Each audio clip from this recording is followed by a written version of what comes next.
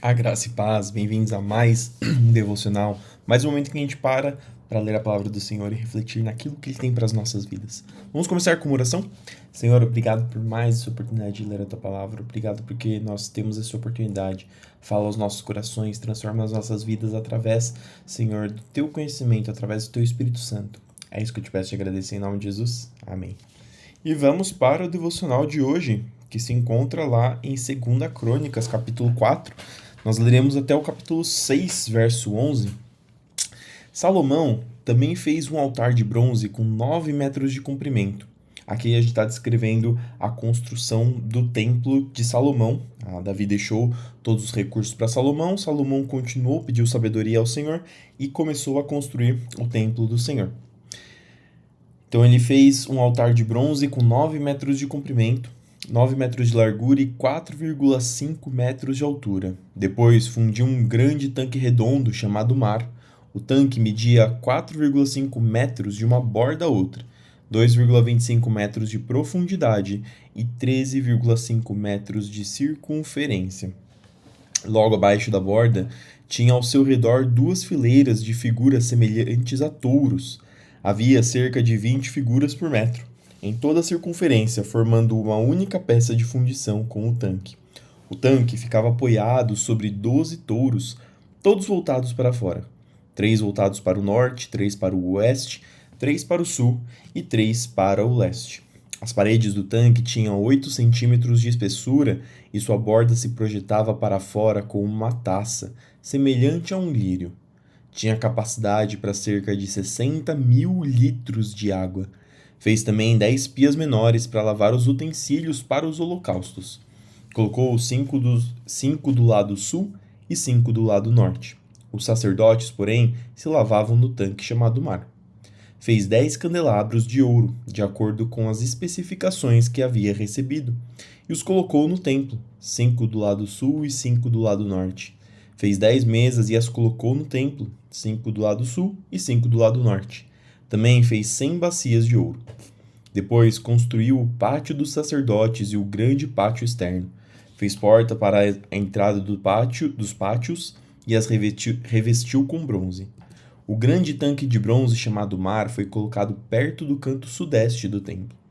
Hurão-Abi também fez as bacias, pás e tigelas necessárias. Assim, Hurão-Abi terminou tudo que o rei Salomão havia ordenado que ele fizesse para o templo de Deus.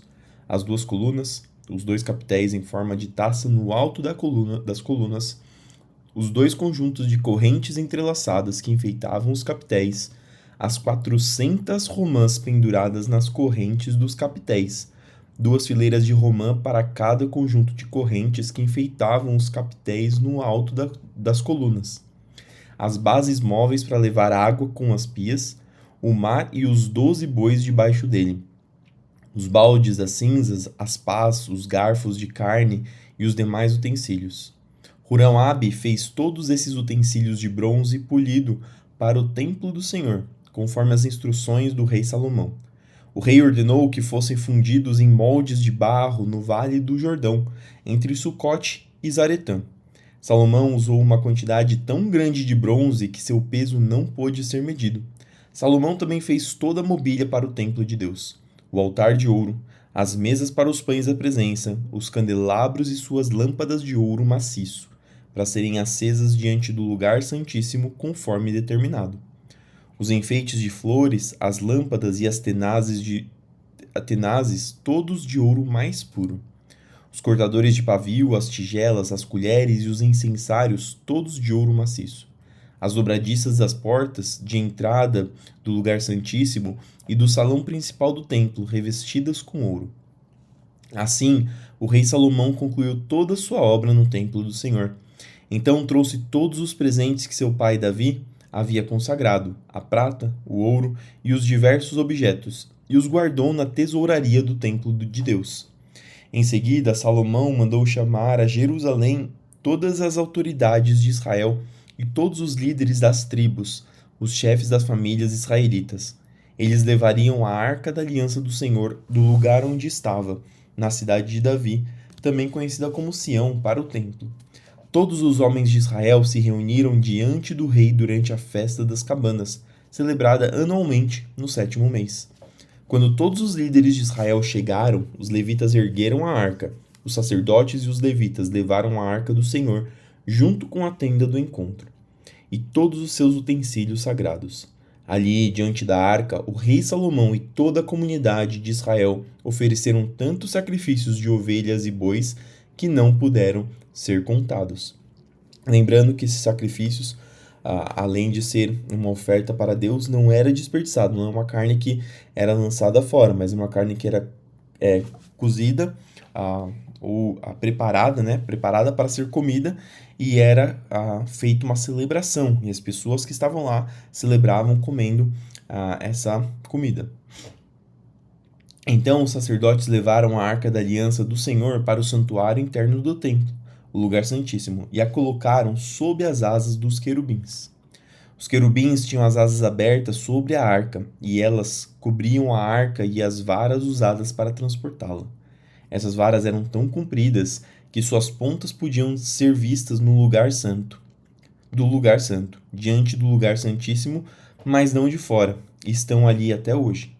Na arca havia só as 2 tábuas de pedra que Moisés tinha colocado dentro dela no Monte Sinai, onde o Senhor fez uma aliança com os israelitas depois que eles saíram da terra do Egito. Então os sacerdotes saíram do lugar santo. Todos eles haviam se purificado, estivessem ou não de serviço naquele dia. E os levitas, que eram músicos, Asaf, Emã, Jedutum, e todos os seus filhos e parentes, vestiam roupas de linho fino e estavam em pé do lado leste do altar, tocando símbolos, liras e harpas. 120 sacerdotes tocando trombetas os acompanhavam. Os que tocavam trombetas e os cantores em uníssono louvavam e engrandeceram ao Senhor.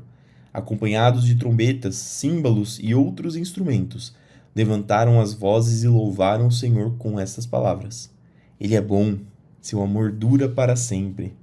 Nesse momento, uma densa nuvem encheu o templo do Senhor. Com isso, os sacerdotes não puderam dar continuidade a seus serviços, pois a presença gloriosa do Senhor encheu o templo de Deus. Então Salomão orou: Ó Senhor, tu disseste que habitarias numa densa nuvem. Agora construí para ti um templo majestoso, um lugar para habitares para sempre. Então o rei se voltou para toda a comunidade de Israel que estava em pé diante dele e abençoou o povo. Em seguida orou: Louvado seja o Senhor, o Deus de Israel, que cumpriu o que prometeu a meu pai Davi, pois lhe disse: Desde o dia em que tirei meu povo da terra do Egito, não escolhi nenhuma cidade das tribos de Israel como lugar onde deveria ser construído um templo em honra ao meu nome. Também não escolhi um líder para meu povo Israel. Agora, porém, escolhi Jerusalém como lugar para que meu nome seja honrado. E escolhi Davi para reinar sobre Israel, meu povo. Salomão disse: Meu pai Davi queria construir esse templo em honra ao nome do Senhor, o Deus de Israel. Mas o Senhor lhe disse: Sua intenção de construir um templo em honra ao meu nome é boa, mas essa tarefa não caberá a você. Um de seus filhos construirá o templo em honra a meu nome. O Senhor cumpriu sua promessa, pois eu sou o sucessor de meu pai Davi, e agora ocupo o trono de Israel, como o Senhor havia prometido. Construí esse templo em honra ao nome do Senhor, o Deus de Israel, e coloquei nele a arca que contém a aliança que o Senhor fez com os israelitas. Romanos 7, do 1 até o 13. Agora, irmãos, vocês que conhecem a lei, não sabem que ela se aplica apenas quando a pessoa vive? Por exemplo, quando uma mulher se casa, a lei a une ao seu marido enquanto ele estiver vivo. No entanto, se ele morrer, as leis do casamento já não se aplicam à mulher. Portanto, enquanto o marido estiver vivo, se ela se casar com outro homem, cometerá adultério. Mas, se o marido morrer, ela ficará livre dessa lei e não cometerá adultério ao se casar novamente. Assim, meus irmãos, vocês morreram para o poder da lei quando morreram com Cristo. Então, Paulo está fazendo uma analogia de um caso concreto que acontecia, da mulher que se casava depois que o marido tivesse morrido e que não estaria cometendo adultério, porque a partir do momento em que o marido morreu, ela deixa de ter esse vínculo, esse casamento, essa obrigação, essa aliança com o marido. Então ele faz a mesma comparação. Quando nós morremos para o poder da lei, quando morremos para Cristo, né, com Cristo, na morte, no sacrifício de Cristo, nós também morremos para o poder da lei. Então a lei não mais nos afeta da forma que afetava antes de morrermos com Cristo. E ele continua: e agora estão unidos com aquele que foi ressuscitado dos mortos. Como resultado, podemos produzir uma colheita de boas obras para Deus. Quando éramos controlados pela natureza humana, desejos pecaminosos atuavam dentro de nós, e a lei despertava esses desejos maus que produziam uma colheita de obras pecaminosas, cujo resultado era a morte. Agora, porém, fomos libertos da lei, pois morremos para ela e já não estamos presos a seu poder. Podemos servir a Deus não da maneira antiga, obedecendo à letra da lei, mas da maneira nova, vivendo no Espírito. E agora é importante, porque até aqui Paulo está construindo que nós não estamos mais presos à lei. Isso significa que a lei deixou de ter importância, deixou de ter efeito? E aí ele continua: por acaso estou dizendo que a lei de Deus é pecaminosa? Claro que não. Na verdade, foi a lei que me mostrou meu pecado. Quando os homens receberam a lei do Senhor, que os homens descobriram qual que era a vontade do Senhor, como que Deus se agradava, do que Deus se agradava, do que Deus se desagradava, o que nos afastava de Deus. E quando nós soubemos a lei, as nossas ações que vão contra aquilo que o Senhor tem, aquilo que o Senhor se agrada, foi mostrado. Eu jamais saberia que cobiçar é errado se a lei não me dissesse: não cobice. Mas o pecado usou esse mandamento para despertar dentro de mim todo tipo de desejo cobiçoso. Se não houvesse lei, o pecado não teria esse poder. Houve um tempo em que eu vivia sem a lei. No entanto, quando tomei conhecimento do mandamento, o pecado ganhou vida e eu morri. Assim, descobri que os mandamentos da lei, que deveriam trazer vida, trouxeram em vez disso morte. O pecado se aproveitou desses mandamentos e me enganou, e fez uso deles para me matar. E uma questão que poderia surgir: então, o Senhor, quando ele nos deu a lei, ele fez com que nós pecássemos, fez com que nós caíssemos? Foi ruim a lei?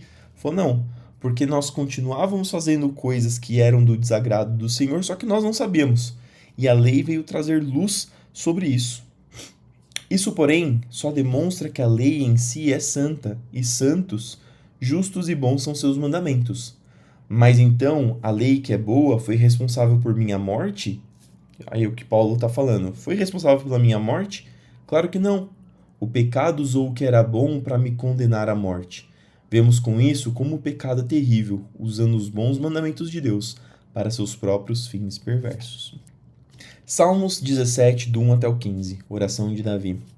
Ouve, Senhor, minha súplica por justiça, atende a meu clamor por socorro. Escuta a minha oração, pois ela vem de lábios sinceros. Declara-me inocente, pois teus olhos veem com imparcialidade. Tu pusestes à prova meus pensamentos, durante a noite examinaste meu coração. Tu me sondaste e não encontraste nenhum mal. Estou decidido a não pecar com minhas palavras. Quanto ao modo de agir, segui teus mandamentos, que me guardam de imitar as ações de pessoas cruéis. Meus passos permaneceram em teus caminhos, meus pés não se desviaram dele. Clama a ti, ó Deus, pois sei que responderás. Inclina-te e ouve minha oração. Mostra-me as maravilhas do teu amor, com teu poder. Tu livras os que buscam em ti refúgio dos inimigos. Protege-me como a menina de teus olhos.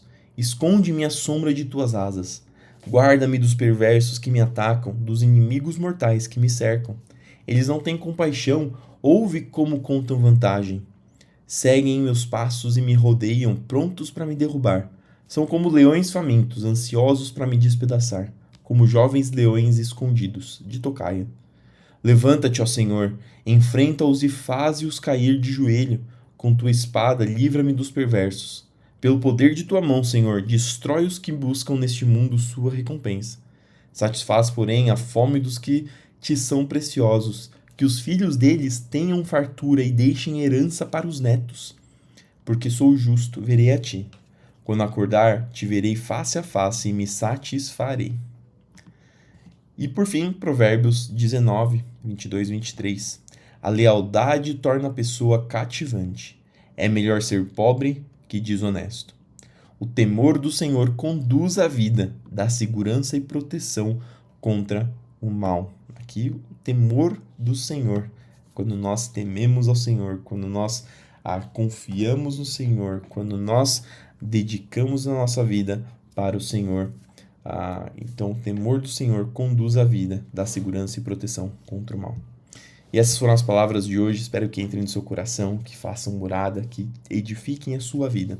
Senhor, obrigado por mais essa oportunidade de ler a Tua Palavra, que o Senhor continue nos abençoando, que o Senhor continue nos inspirando, dando, Senhor, disciplina e sabedoria para podermos continuar aprendendo mais e mais de Ti, da maneira que o Senhor quer falar em nossas vidas. Senhor, abençoa o nosso dia para que nós possamos trabalhar, estudar, descansar, fazer nossos afazeres guiados, protegidos e conduzidos por Ti. Senhor, abençoa aqueles que estão nos hospitais, aqueles que estão doentes em casa, aqueles que estão passando por dificuldades, Senhor, para que o Senhor traga restauração, para que o Senhor traga cura, para que o Senhor traga refrigério para a alma, para que o Senhor traga alento para a mente que está cansada ou perturbada. Senhor, abençoa para que nós possamos ter o pão nosso de cada dia, para que o Senhor nos dê o sustento e a cada dia nós possamos, Senhor, desfrutar das Tuas bênçãos, Senhor, daquilo que o Senhor nos dá, Senhor. Abençoa para que nós possamos continuar lutando contra o pecado, para que nós possamos mortificar a nossa carne e nos aproximar cada vez mais de Ti. É isso que eu te peço e te agradeço, em nome de Jesus. Amém. Que Deus te abençoe, que tudo que você fizer no seu dia prospere. Não esqueça de fazer tudo para a glória do Senhor. Fique com Deus e até amanhã para mais um devocional.